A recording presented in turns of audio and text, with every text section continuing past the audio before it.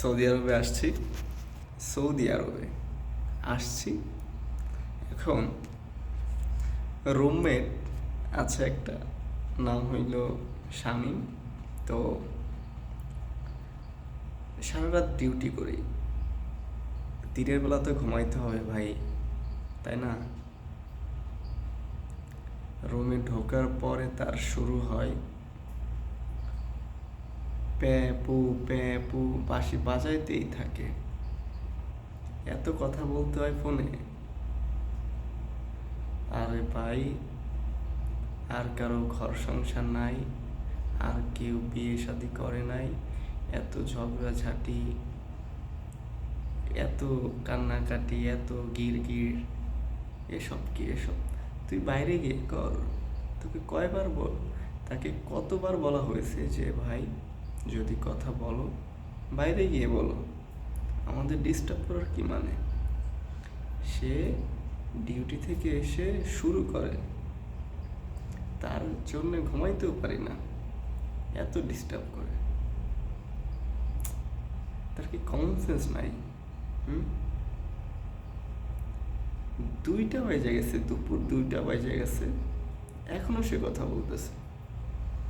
এখন কি বলবো তাকে? এখানে কি ঝগড়া করতে আসছি যে তার সাথে ঝগড়া করব? তাকে আর কিভাবে বোঝাবো? হুম,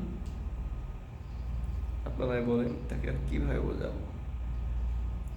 আর রুমে যারা আছে এদের তো বললে এরা কোনো রেসপন্স করে না, তাদের হয়তো সমস্যা হয় না কোনো তার কথায়, তারা হয়তো অভ্যস্ত হয়ে গেছে। কিন্তু আমার তো ঘুম ভেঙে যায়, এর জ্বালায় ঘুম ভেঙে যায়। কি করবো?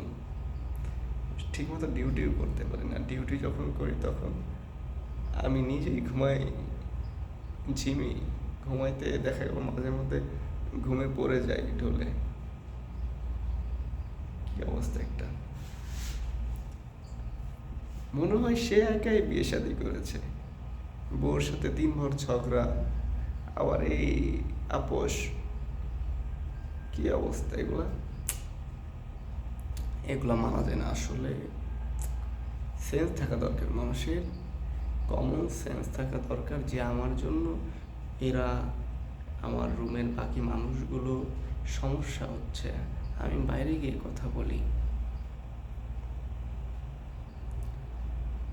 আমার নিজের জন্য তো আমি সবাইকে ডিস্টার্ব করতে পারি না, এতটুকু ন্যূনতম জ্ঞান থাকা দরকার তার, তাই না? এখন এতটুকু ন্যূনতম জ্ঞান যাদের নেই তাদের আর কি বলবো? তাদেরকে আর কিছু বলে মুখ নষ্ট করার দরকার নাই, ঠিক আছে? আল্লাহ তাদের কমন সেন্স দেখ, ন্যূনতম জ্ঞানটুকু হলেও দেখ, এতটুকুই প্রত্যাশা।